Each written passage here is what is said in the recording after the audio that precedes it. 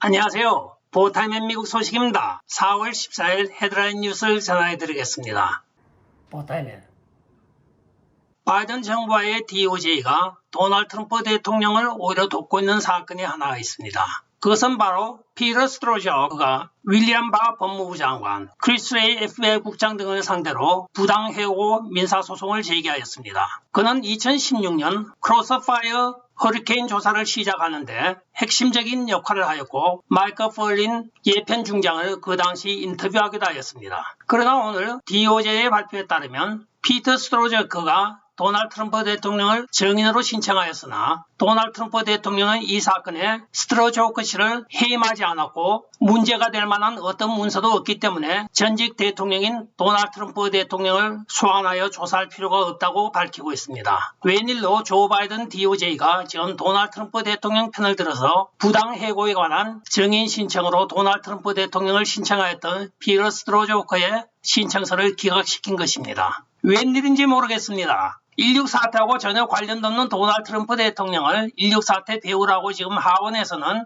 프레임을 짜가지고 몰아넣기에 바쁜데 DOJ에서는 오히려 도널드 트럼프 대통령이 관련이 없다고 다른 사건에서는 풀어주고 있습니다. 그리고 탄핵 관련도 없는 대통령을 2번이나 탄핵하였는데 최근에 기류가 묘하게 돌아가고 있습니다. 다음 소식입니다. 어저께 전해드렸던 텍사스 그렉 에버트 주지사가 불법 입국자들을 워싱턴 DC로 수송하겠다고 하였던 언약을 지키고 있습니다. 수요일인 4월 13일 이른 아침 워싱턴 DC 의사당에서 2블럭 떨어진 곳에서 불법 입국자들을 태운 버스가 도착을 하였습니다. 이것은 최초로 불법 체류자를 워싱턴 DC에 지금 하차시키는 장면이기도 합니다. 약 10여 명이 타고 온 것으로 밝혀지고 있으며 앞으로 텍사스 주에서는 모든 불법 체류자들이 텍사스에 구금되는 즉시 워싱턴 DC 의사당 부근으로 수송할 것이라고 이야기한 바가 있습니다. 한편 이 사건에 대하여 텍사스 상원 의원인 테드 크루즈는 이제 워싱턴 DC가 국경이 되어버렸습니다 하고 이야기를 하고 있습니다.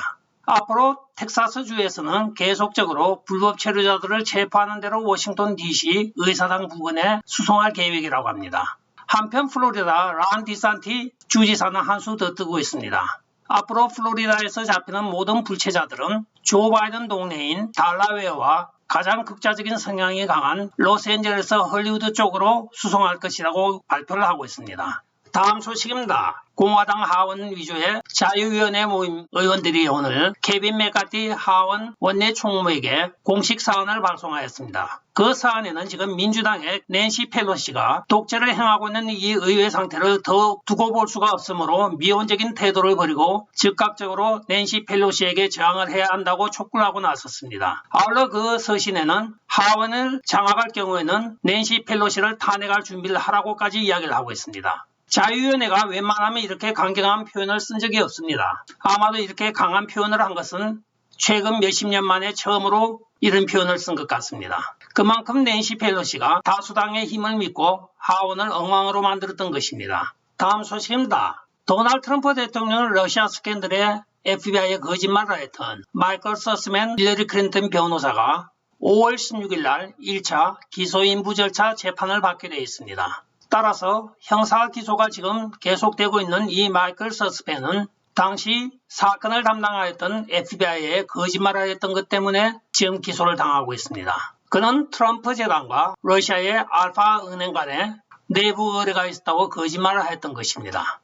그리하여 오늘 마이클 서스맨 변호인 측이 제시하였던 불기소 처분, 기소인부 절차 중지 신청을 법원이 기각을 하였습니다. 따라서 5월 15일 워싱턴 연방법원에서 재판을 받아야만 합니다. 앞으로 이 사건이 전개됨에 따라서 힐러리 클린턴까지는 지금 일단 사건 범위 내에 들어와 있습니다. 그러나 그때 당시에 많은 사람들이 오바마가 옆에 있었다는 것을 다 알고 있고 그것은 주지의 사실이 되어 있습니다. 과연 오바마까지 수사가 옮겨갈지 귀추가 주목이 되고 있습니다. 꾸준히 일하고 있는 잔드름 특검 많은 사람들이 지금 지켜보고 있습니다. 다음 소식입니다. 조 바이든 행정부가 8.75%가 넘어가고 있는 인플레이션에 대하여 러시아를 비난하고 있습니다. 그런데 오늘 여론조사에 따르면 조 바이든의 이 말을 믿는 사람은 미국인 100명 중에 딸랑 6명이라고 합니다. 6%만 조 바이든의 이 이야기를 긍정적으로 받아들이고 있다고 합니다. 94%는 거짓말 한다는 것을 다 알고 있다고 합니다. 국민으로부터 6%밖에 지지를 받지 못하고 있는 짜가 대통령이 참 치리하기 힘듭니다. 다음 소식입니다. 텍사스주에서 처음 불법 체류자들을 워싱턴 DC로 수송한 것에 대하여 백악관의 발표가 나왔습니다. 젠 사키 대변인에 의하면 아주 환영할 만한 좋은 일입니다 하고 발표를 하고 있습니다. 그러나 내부 소식통에 의하면 지금 백악관 이너서클에서는 난리가 났다고 합니다. 해결 방법을 찾지 못하고 우왕좌왕하면서 이 일을 어떻게 하냐고 이야기를 하고 있습니다. 여기에 연하여 또 젠 사키는 그렉 에버트 지사를 비난을 합니다. 버스를 운영한 것을 비난하는 것이 아니고 멕시코에서 들어오는 모든 차량에 대하여 검문 검색을 철두철미하게 하므로 국내 공급망에 문제가 생겨서 물가가 치솟고 있다고 국내 물가와 인플레이션을 그렉 에버트 주지사로 돌리고 있습니다. 도대체 이 좌파들의 그 이론은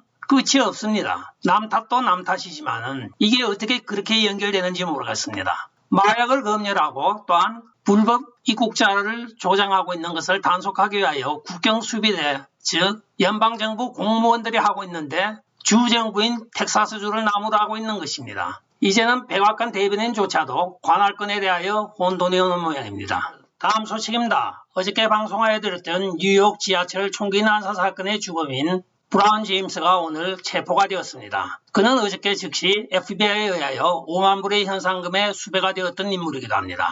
오늘 FBI 발표에 따르면 그의 백그라운드가 나오고 있습니다. 그는 BLM 추종자이며 또한 흑인 자유연맹의 회원이기도 합니다. 또한 카노샤 폭동의 배우자이기도 하며 무슬람이며 미국 국내 테러리스트로 분류된 지가 오래라고 합니다. 그러나 최근에 FBI가 엉뚱하게 1.6 사건에만 매달리다가 국내에서 진짜 테러범들이 이렇게 난동을 하도록 내버려둔 것입니다. 이 제임스 브라운은 국내 테러 분자로 인식이 되었지만 지난 3년 동안 한 번도 FBI가 조사나 추적을 한 적이 없다고 밝혀지고 있어 FBI의 국내 테러리스트 감시 체계에 문제가 제기되고 있다고 합니다. 한편 이 범행 전에 그는 며칠 동안에 계속적으로 이 계획을 트위터에 또는 소셜미디어에 올렸으나 FBI 감시망은 전혀 작동을 하지 않았던 것입니다. 진정한 법 집행기관이었던 FBI가 크리스 레이를 중심으로 지금 정치단체로 변한 이 결과가 오늘 이 끔찍한 사건을 낳고 있는 것입니다. 다음 소식입니다. 도널드 트럼프 대통령이 알래스카 상원의원 후보로 스바키 후보를 지지한다고 성명을 발표하였습니다. 지금 현직으로 있는 공화당의 멀코프스키는 라이노 중에 라이노로 소문이 나 있습니다. 당시 멀코프스키는 1월 6일 절정에 달았던 소요 사태에 대하여 도널드 트럼프 대통령이 선동을 하였다고 합니다. 즉 관심법이죠. 도널드 트럼프 대통령은 선동을 한 적도 없고 그때 백악관 내에서 그냥 있었던 것입니다. 또한 최근에 케탄지 브라운 잭슨 함량미달의 대법관을 임명하는데 찬성 투표를 던졌던 3명의 라이노 중에 한 명도 바로 멀코프스키입니다. 또한 버렛 카브냐우 대법관 임명 때에도 민주당 편을 들어서 유일하게 공화당에서 반대표를 던졌던 한 사람이기도 합니다. 그간의 그녀의 행적을 보면 도무지 공화당이라고 보기 힘듭니다. 사사건건 밋 롬니보다 한 건이 더 많습니다. 도널드 트럼프 대통령은 상원의원인 리사 멀코프스키가 급진 좌파 바이든 지명자에게 투표함으로써 알래스카의 위대한 사람들에게 수십억 달러의 손해를 끼쳤고 이것은 알래스카 주민들이 60년 동안 쌓아왔던 ANWR이라고 하는 석유 시추의 취소로 이어졌습니다. 멀코프스키는 주에서 가장 큰 경제적인 이익을 팽개쳤을 뿐만이 아니라 전 세계에서 가장 큰 에너지 생산 현장을 죽여버린 장군인입니다 하고 도널드 트럼프 대통령이 발표를 하고 있습니다. 다음 소식입니다. 지금 CBDC라고 하는 가상화폐가 주목을 받고 있습니다. 그러나 이 비트코인을 비롯한 가상화폐들의 대부분은 전 세계 슈퍼 부자들이 다 소유를 하고 있습니다. 그들의 목적은 바로 앞으로 디지털 시대가 도래를 하게 되면 극소수의 최고 상위층만 모든 인류를 지배한다는 그 망상에 사로잡혀 있습니다. 그래야 통제가 쉽고 가능한 디지털 통화인